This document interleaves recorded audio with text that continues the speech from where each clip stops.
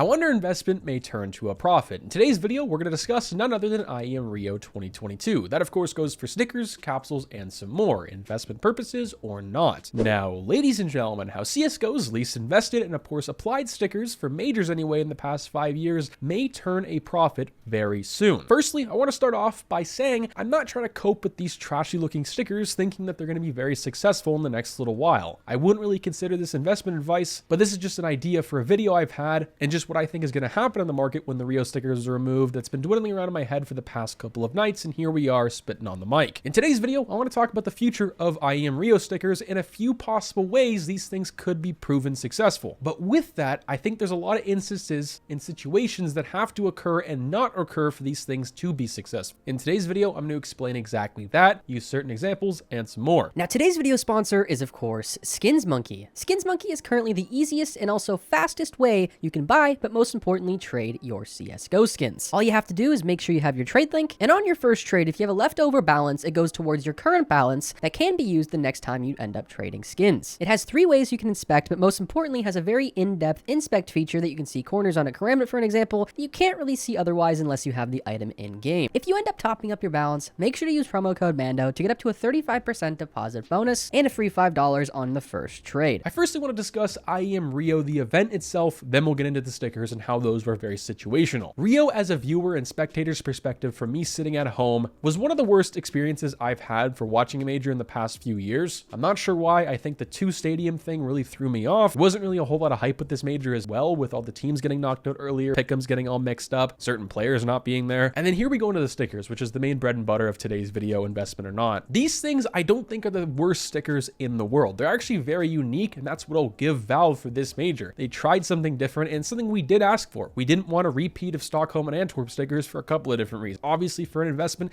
to make these things feel rare, but also different, right? We want something different to buy, and that's exactly what they did. They just didn't really pan out the way we hoped for. You see, the biggest problem with IEM Rio stickers isn't even necessarily the looks, it's more so of the timing of these things being released. I very well think if IEM Rio stickers were in the format of Cato 19, where they replaced those and we just swapped the years, I think Cato 19 would be hated, and I think Rio stickers in 2019 would have been loved, if that makes any sense to you whatsoever. And the reason I think these would have been liked a few years ago instead of now is because we just got Stockholm and Antwerp. We begged and asked Valve for these practically on our knees for the past 10 years, and well, we got them 2 years in a row. We were very spoiled. It made crafting the cheapest it's ever been in CSGO's history, and that's why things were so cheap for so long, especially when it comes to sticker crafts. Today, I want to talk about Rio investments that don't guarantee you making any money or making you rich, just a chance at being very successful down the line. Majors really ever since RMR are extremely volatile, they're risky, and that's something people don't really discuss enough when going into these said majors. Even the top dogs as the past couple, Stockholm and Antwerp. What I'll start off with right away is of course souvenirs. I've gotten a lot of questions on these and my thoughts right now. If you take a look at the Steam market of Rio packages, you'll see the Dust 2 is obviously the most over-invested into it for a very good reason. It's still able to be bought on the shop despite the update where it removed Dust 2 from the pool. As you can see with that announcement, it just oversupplied these things in the market. In the next few years, unless people open up all of these, which it seems to be people have opened up a lot of them already. I mean, the gold arabesque is pretty much worthless now from the Rio 2022 major. But that's kind of with souvenirs in general. The past 3 or 4 years, they've pretty much been done. You can remake any souvenir you want if you have more than $100 in your Steam balance just by buying those stickers off the Steam market, essentially. The only one you can't buy, which I think is eventually going to get added, which is the map stickers. It's just bound to happen at some point. I think the low underinvested ones have a chance for sure, but it just goes back to the problem of these things not feeling special anymore and the fact that you can pretty much just recreate these from any other major. Gold stickers have a chance. It's just a very niche market, already on the fact that gold stickers are just niche because they're so expensive, a lot more than everything else. Now I'll quickly touch on capsules as well. Right now it's way too early on to tell. From all we know, there could be an extra 30 to 100,000 of these things waiting in people's inventories and storage units ready to be listed on the market. Also, you have to keep in mind here when investing into majors, especially while it's still on the shop, people have 7 days as of the time it gets removed to list those said items on the market. So there could be another 30,000 of the Rio Challenger sticker capsules because people just bought them right before the sale got removed, and you'll see them more added on later down the line, and people have to open those for it to decrease, obviously. But that was just an example. They're going to rise here and there. I think some more than others. I think the Challengers one, if it's proven to be underinvested, will probably be the most successful just because it has some of the most popular teams, but also for very good reason, these stickers look very good. But things like the Cloud9 and mouse sticker are leading me into the main point and bread and butter of today's video. Here we go now into the holos. The stickers are, in my opinion, are the juicy part. I think they have the best chance to be the most successful out of anything else in this major, specifically things like Mao's, C9, and maybe even Fnatic. So I'll start off with the least popular options like Fnatic. This isn't a Contenders capsule, pretty underinvested. Fnatic hasn't been in the most recent majors, or at least had a very good looking sticker in a very long time. Not to say that Rio's looks any better than some of those. I think, for an example, RMR's stickers look actually pretty good versus something like these, but the scrapeability with Rio is absolutely crazy. It's very similar to Krakow 2017 and not something you see every single year. And this is where it's going to really shine. With Fnatic Holos and this new version of the Fnatic logo being scrapeable, and the fact that the next couple of majors like Paris, we might not see something like that, this could bring this a lot of value, especially if this team sticks together and they end up being very successful.